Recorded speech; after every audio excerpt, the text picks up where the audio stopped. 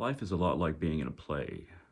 And you know those campy scenes in movies where it's, you have an audience, you have a stage, you have the whole obviously fake layout of props and lighting and scenery that looks like it's drawn on, not very real, not very elaborate, not very crisp. And we're acting out, you know, what we're acting out this life as a character. And our higher self, our guardian angel, if you will, is like that guy that's off to the side where if we forget a line, he's like, "You're supposed to say this now." Or you're supposed to, or it always whispers and always where the audience can't see, but always just giving hints. Whether it's our higher self saying, this is where you say hello back, or when somebody asks you how are you doing, you say, "Oh, I'm doing good." This is where you say this, or this is where you're strong. this is where you're this is where you're supposed to, stand up for yourself. Speak loudly. Speak well. You remember the lines, right? And the audience is a lot like our soul. Our soul's viewing everything. It's viewing the character that we are. And our higher self is guiding us. I suppose you could say the ego, this character that we're playing. The higher self is guiding us to say the correct things, do the correct things, and follow the play that is life. There are some moments when the audience, some moments that are so spectacular, the audience, our soul, will stand up in ovation and we can feel it, or will be completely revolted. And all of, like every ounce of our being is revolted, or every ounce of our being is joyous. And it's almost like we're stepping behind the character and we're stepping away from the lines being whispered to us by our higher self, guardian angel. And we become one with the audience. We become one with our soul. And we become one with this dissatisfaction or this true contentment, this true happiness, kissing someone you really love. Standing up in our soul stands up in ovation. And when one soul stands up in ovation, all souls are standing up in ovation for these moments. And those are the moments of connectedness where we feel our soul behind everything. Because for most of our life, it's almost like we're in somebody else's story, somebody else's play, and we know our role. And, no matter what role we have, it still feels like a play. And it feels like somebody else's play, doesn't it? Living in society, living in a world where we're expected to fall into a certain slot, a cog or a tooth of a cog that's falling into a certain another cog and allowing the whole machine to move forward. But it's almost like we're sentient cogs and we're in somebody else's story until those moments come where it's almost like everything clicks and everything comes together and you realize that your soul was always waiting for these moments that was going to come. It's almost like it has an itinerary of the play, and it's being joyous, or it's being terrified, or it's being dissatisfied with us, and we experience ourselves down to our deepest core. Even if it feels like this is somebody else's story, or this is not the story that you want to live, or there's something really wrong with the story that you're living. And most of us are aware that it's a play on some deeper level.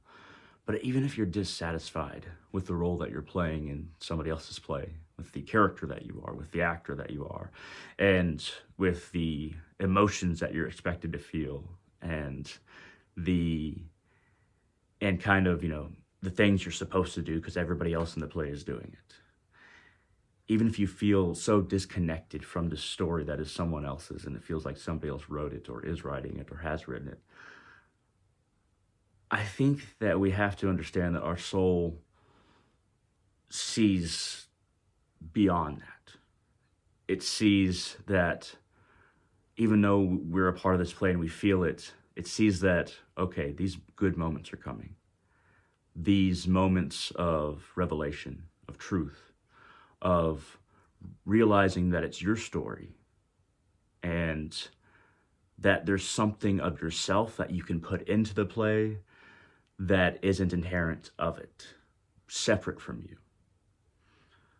That even if it feels like it's somebody else's story, it can still be your story in the way that you are the person that you are. And our soul, it's waiting for those moments, it's expecting those moments, and those moments are meant to come. The only time when things are really lost is when we're an actor and we decide to leave the stage and no longer perform for the audience, no longer hear the lines from our higher self, and reject the entire thing so that there's only a void. Try not to reject the play. Wait for those moments when the audience is going to stand up with you, and when you realize it's you your soul is looking at, and that even though you didn't write the play, you are integral to it in your own way. As cookie cutter as you might feel, you're not. This is still your story. It always has been. It doesn't feel like it, but it is your story. And it's going to be okay. Your soul knows those moments are coming, those terrible moments where it's going to gasp with you. Those great moments where you feel a standing ovation down to your deepest being. Stick with the play. Don't take it too seriously.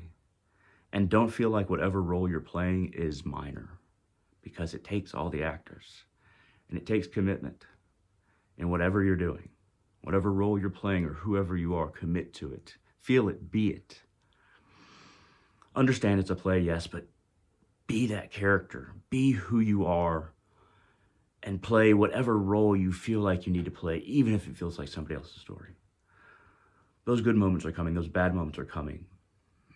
But there's something greater beyond this stage that feels so artificial, because it is. There's a grander experience that we're all a part of. And no character is too small.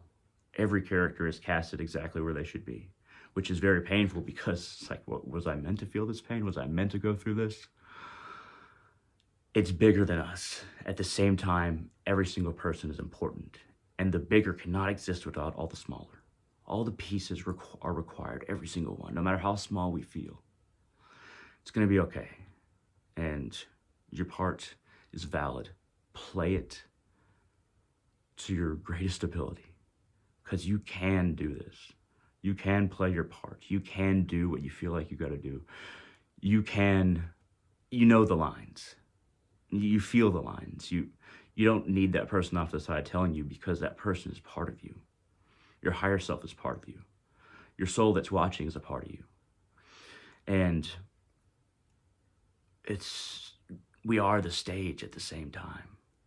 And these little moments of concentration in which we're playing our part throughout our lives, those are moments when we should be the most present, when we're most ourselves, when even the tiniest moments and the big moments, try to be you and don't be too detached from being you. Commit to the role. Even if you're sitting down and just watching a tree, or you're running on a treadmill, or you're performing some menial task at a job, or you're on Microsoft Excel and you hate filling out spreadsheets. Understand that every moment that you are this person is your moment. You were meant to play it, and you were meant to stand in ovation with yourself. And not every ending is happy, but no matter what happens, be you, and just play. Play with this person that you are. Discover who you are. Sometimes a character only discovers him or herself when they are on the stage in their most dramatic roles, or when they're in their most weak or strong role, moments in that role. You have as many moments as there are between you and the end of your life to be you, to experience you, and to be present in these moments where you are being you. Doesn't matter how small these moments are, doesn't matter how big they are. Doesn't even matter if you're taking a pee or you're trying to go to sleep. this is still your part to play in a story. Don't take it too seriously. Don't beat yourself up for not playing the role the best you could at this or that time. All the failings don't equal a failure. All the times you felt pain and didn't want to be this person anymore and didn't want to experience this anymore, that was no less a necessary part of the play, a necessary development for your character. Don't take it too seriously. It's going to be okay. And your soul is watching always. Who you are in society and around people, and who you are completely alone, try to find some synchronicity there. Don't feel like some moments you are a lesser version of yourself, or you have less of a role. It's all time, memory, it's all a jumble of information. And if the past is all memory, then what is reality? If we are made up of our past moments, and is memory only as good, or is reality only as good as memory? And in all this jumble of information and these memories that aren't remembered quite right, or you don't have context, or you don't know why you're here, in all this jumble of information, understand that you can choose your perspective on it. You can choose to see your role in this play in a different way. You can choose to be a part of it and understand that you can't step out of it until your role is at an end. If you accept that, if you change your perspective on that, then all the hard moments will be easier, and you'll find more opportunity to enter yourself into this world, your real self. Most of us don't know who we are, but a lot of these moments and proper perspective can bring these great moments of super clarity where we are one with the audience. It's a play. Play your parts. Cheer, laugh, cry with the audience. Understand that the person telling you the lines, you acting your role, the stage and the audience, it's all you. We compartmentalize, but understand that you're no less a part of the grand show than the floorboards themselves. And the floorboards themselves are no more or less important for the foundation of all that exists. Don't be afraid. Whatever happens, let it happen. Do your best, but understand that the play is going to play out as it will. And know that if something happened, it happened. There's no going back. There's no taking it back. That moment in the play is gone. But how you play your role in the future is still yours to contemplate and to change, to plan for. Take another breath before your next line. Take a moment out of the spotlight if you have to. But just know that that spotlight is there and you're going to have to step into it again. Better sooner rather than later. Be the warrior who looks forward to the battle, even those in which they will die, and you will know how to live a content life. Thank you very much for watching, and I hope all of you have a wonderful day.